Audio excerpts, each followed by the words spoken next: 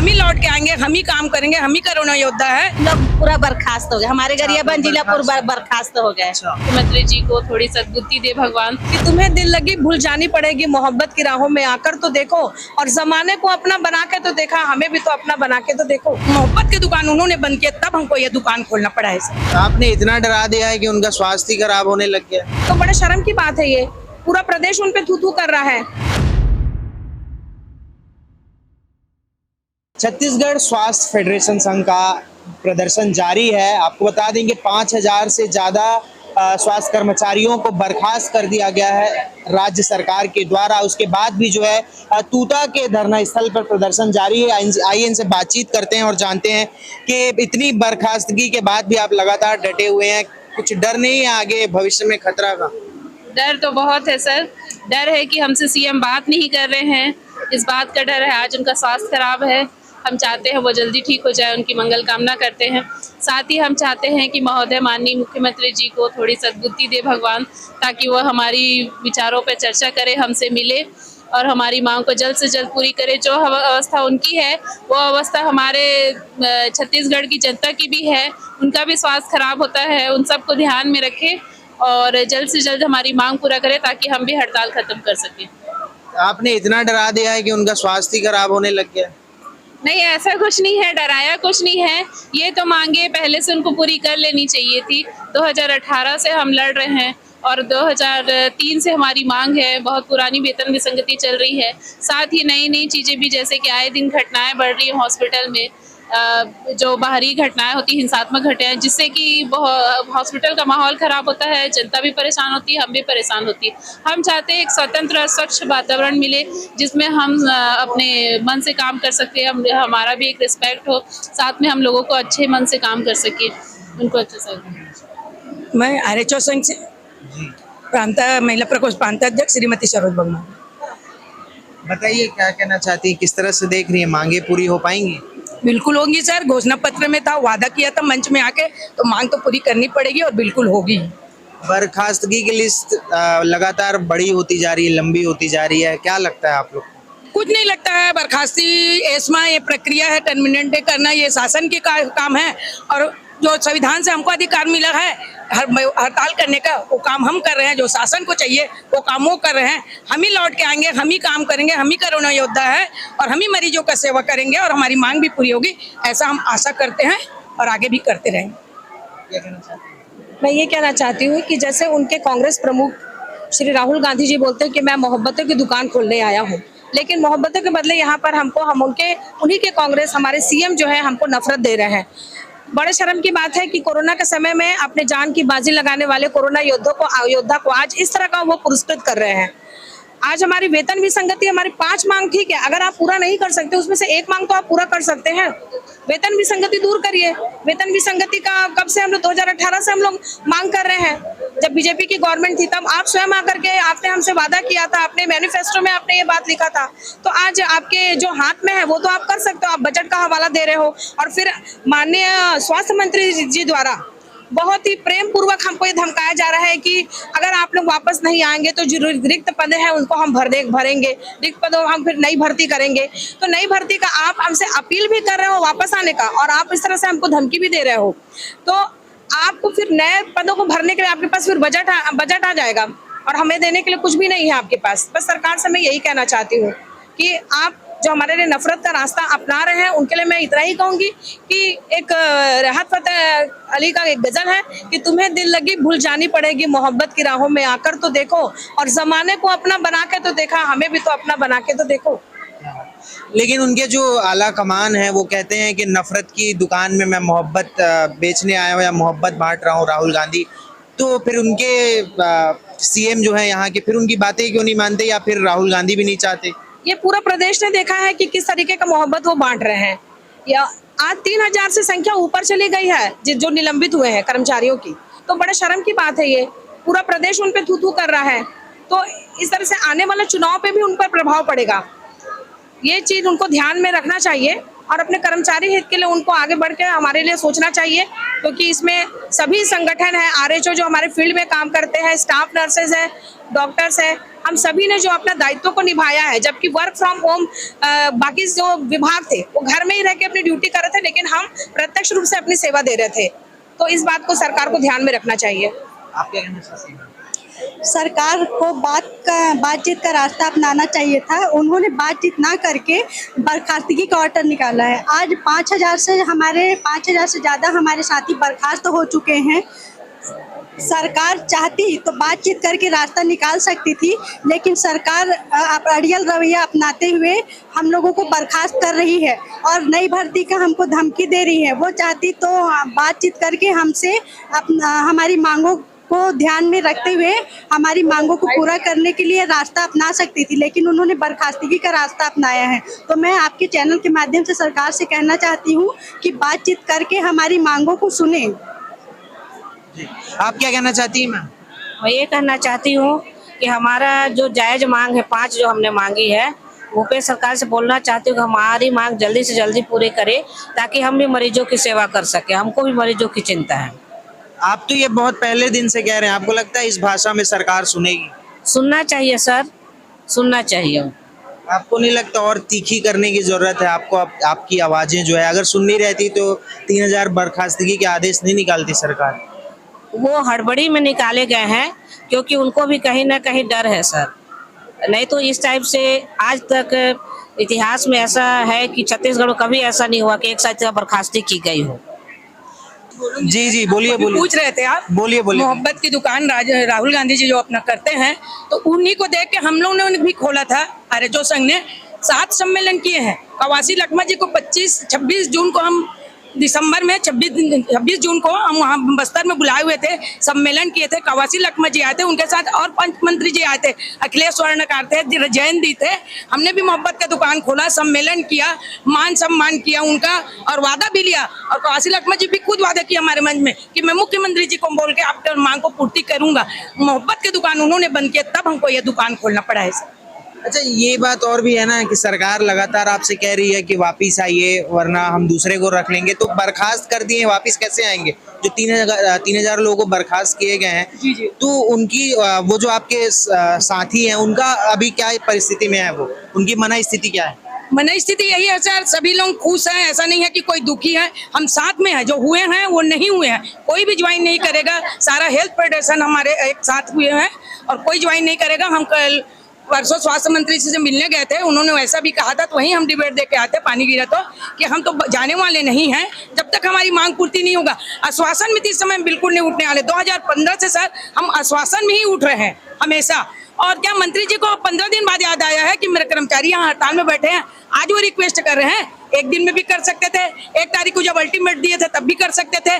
पहली मांग हमने तो कहा है 5 मांग को छोड़िए, सिर्फ 1 मांग करिए, वेतन विसंगति। सभी की वेतन विसंगति है जो हम बहुत दिनों से लड़ रहे हैं 2015 से। सिर्फ सर आप उनको पूरा कर दीजिए, हम अभी काम में जाएंगे, अभी लौटेंगे। कल आपके मंच पर अरुण साव जी आए थे, क्या आश्वासन दे के गए हैं वो? सेम यही आश्वासन जो इन्होंने विपक्ष में था तो दिया था, वही वो भी आज विपक्ष में तो दे रहे हैं। तो उनका भी हम रिकॉर्डिंग करके रखे हैं। कल अगर अगले समय आ गया तो फिर उनको चिल्ला चिल्ला कहेंगे कि आपने वादा किया था, आपने वादा किया था। ये हमारे लिए रास्ता खोल के जाते हैं सर। हाँ बोलिए। लेकिन मैं ये कहना चाहूंगी, जिस समय जेल भरो आंदोलन हुआ था उस समय बीजेपी ने हमको बीच का रास्ता दिया था, लेकिन कांग्रेस सरकार हमारे लिए वो बीच का रास्ता भी नहीं निकाल रही है। उन्होंने बीच का रास्ता में दिया था, उस समय हमारे लिए 4200 का उन्होंने किया था, जिसको हम लोगों ने, क्योंकि हम 4600 में हम अपने में हमारा ये था कि हम 4600 लेके रहेंगे। लेकिन बीजेपी ने चलो दमनात्मक कार्रवाई करने के बावजूद भी उन्होंने कोशिश की, पहल की, लेकिन आज कांग्रेस सरकार वो पहल भी नहीं कर रही है। वो हमें कुछ बीच का तो रास्ता दे। हम बार बार ये बोल रहे हैं कि हमसे बातचीत के माध्यम से, बिना बातचीत के सबको उन्होंने निलंबित कर दिया, बर्खास्त कर दिया। ये तो शासन को प्रजातंत्र करने को समाप्त करने के पूरे लग रहा है सरकार की मंशा है। कहते हैं कि डेमोक्रेसी, लेकिन डेमोक्रेसी अब खत्म हो रही है क्योंकि सरकार डेमोक्रेसी खत्म करना चाह रही है। आप लोग के यहाँ होने से स्वास्थ्य विभाग कितना प्रभावित हो रहा है? बिल्कुल प्रभावित हो रहा है। आज मरीज हालाकान हो रहे हैं। डिलीवरी देखिए, डिलीवरी के लिए परेशानी, टीकाकरण में बाधा पहुंच रही है। आईपीएस सेटअप जो है पूरा डिस्टर्ब हो गया है। ट्रेनिंग स्टूडेंट से डिलीवरी कराया जा रहा है, जिससे नवजात शिशु की मृत्यु भी हो रही है। प्राइवेट में रिफर हुए हैं सर। 80% डिलीवरी जो है वो प्राइवेट में रिफर हो रहे हैं, क्योंकि सीएमओ बीएमओ के द्वारा दिखाने के लिए सरकार को कि हम प्रभावित नहीं हो रहे हैं, उन लोग जो नॉन टेक्निकल हैं, जो भी सीखे भी नहीं है, उनको ला के CSC PSC में ड्यूटी करा रहे हैं और डिलीवरी बिल्कुल नहीं हो। रोज हमको 10 फोन आ रहे हैं, मैडम आप आइए, मैडम आप आइए कर। ये हमसे बात जी, स्वास्थ्य मंत्री जी हमसे अपील कर रहे हैं कि हम लोग अपने काम में लौट जाएं, और एक तरफ हमसे अपील भी कर रहे हैं, दूसरी तरफ बर्खास्ती भी कर रहे हैं। तो ये कहाँ तक सही है कि अगर अपील कर रहे हैं तो एक तरफ बर्खास्ती कर रही है, इतने सारे लोग को बर्खास्त कर दिए, तो ये तो मुझे बिल्कुल सही नहीं लगता है। या तो अपील करे या बर्खास्त करे, ये दोनों चीज़ करके क्या साबित करना चाह रहे हैं? क्या लगता है कुछ हो पाएगी पूरी? जी भी बिल्कुल, जब तक हमारा मांग जो पूरा नहीं होगा तब तक तो हम यहाँ पर डटे रहेंगे। और सबसे पहले तो जितने भी बर्खास्त हुए हैं उनका सबसे पहले बहाली होना चाहिए, और जितने हमने हड़ताल में बैठे हैं उनका वेतन को स्वीकृति किया जाना चाहिए, और हमारी मांगों को सुनकर उनको पूरा करने की कोशिश करना चाहिए। जी, मैं सरकार से केवल इतना कहना चाहता हूँ, आप राहुल गांधी जी को यहाँ बुलाते हो और एक कार्यक्रम आयोजित करते हैं जिसमें युवाओं को आप प्रोत्साहित करने के लिए नियुक्ति पत्र बांटते हैं। ये वही छत्तीसगढ़ है जहाँ आप एक तरफ तो न्याय योजना के नाम पे नियुक्ति पत्र बांट रहे हैं और दूसरी तरफ वो स्वास्थ्य कर्मी जिन्हें आप कोरोना योद्धा कहते हैं, जो लगभग 17 दिन से यहाँ हड़ताल पे हैं, उनका बर्खास्त कर रहे हैं। ये दोहरा चरित्र क्यों? हम भी इस राज्य के वोटर हैं, हम भी इस राज्य के जनता है, हम भी इस राज्य के स्वास्थ्य कर्मी हैं, जिनके लिए आपने वादा किया था, जिनके लिए अपने घोषणा पत्र में एक कंडिका 9 नंबर पे आपने रखा था कि इनकी वेतन विसंगति को दूर की जाएगी। लेकिन आज हमारे साथ जो दोहरा चरित्र अपनाया जा रहा है, सौतेला व्यवहार किया जा रहा है, उससे हम काफी আহিत है। जब तक हमारी मांगे पूरी नहीं होगी, हम लोग पूरी डटे रहेंगे, हम तन्मयता से लड़ेंगे। जब तक हमारी मांगे पूरी नहीं, हम यहाँ से नहीं हटने वाले हैं। यहाँ और भी तमाम जो है स्वास्थ्य कर्मचारी साथी मौजूद हैं, इनसे बातचीत करने की कोशिश करते हैं और जानते हैं कि किस परिस्थिति में ये जो है अभी अपना जीवन यापन जो है यहाँ पे कर रहे हैं। कहाँ से हैं दीदी आप? कहाँ से हैं आप? हम लोग गरियाबंद जिला से, फिंगेश्वर ब्लॉक से है। कब से बैठे हुए हैं यहाँ? हम लोग अनिश्चितकालीन 21 अगस्त से मतलब 21-17 यहाँ रहने वहने का आपका?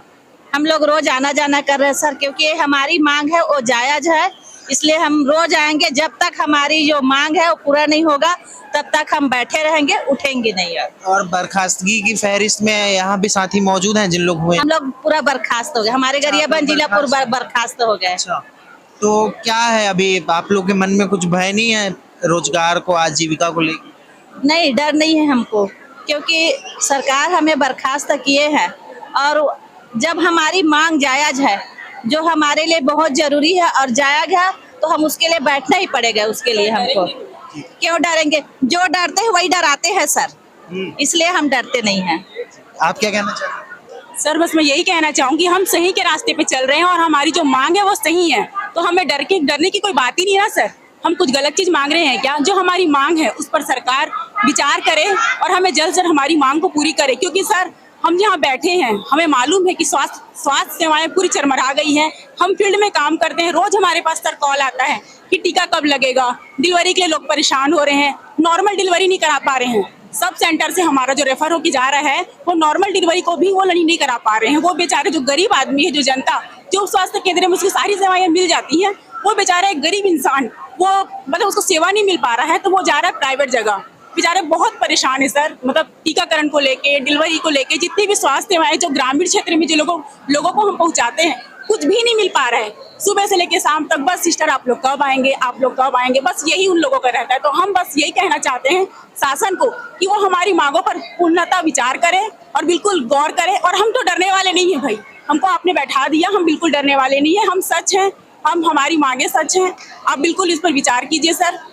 बस तो आप लोग को रहम नहीं आता जब लोग आपको फोन करते हैं कि आइए वहाँ, या ड्रॉप नहीं मिल रहा है, दवाई नहीं हो रहा है, इलाज नहीं हो रहा है? एक डॉक्टर तो सबसे ज्यादा संवेदनशील होता है अपने मरीजों के लिए। आप लोगों को कैसा लगता है? हमें बिल्कुल अच्छा नहीं लग रहा सर। हम खुद चाह रहे हैं कि हम वापस चले जाएं। शासन हमें जितना जल्दी हमारी बातों पे गौर करे। हम तो आज ही जाना चाहते हैं सर, बिल्कुल अभी आए वो बात करें, हम कल ही जाना चाहते हैं। हम बिल्कुल यहाँ हमको बैठना यहाँ अच्छा नहीं लग रहा है सर।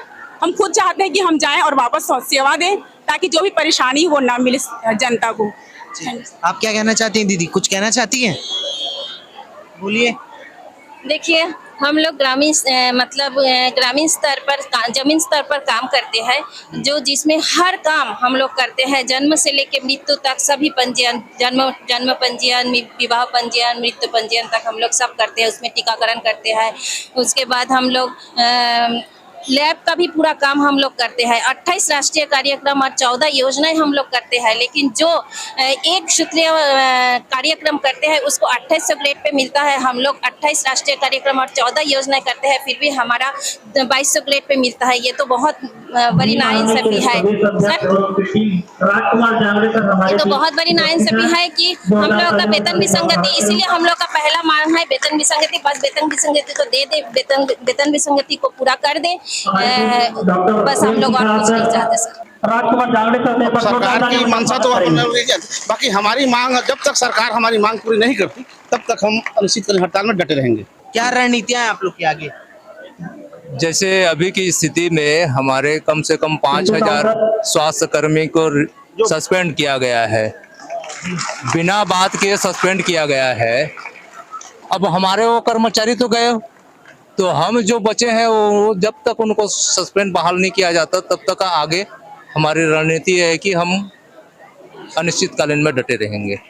सरकार हमारी जो मांग है उस विषय में बात कर ही नहीं रही है। सरकार पता नहीं अब क्या समझ रही है ना, ये तो हम नहीं जानते।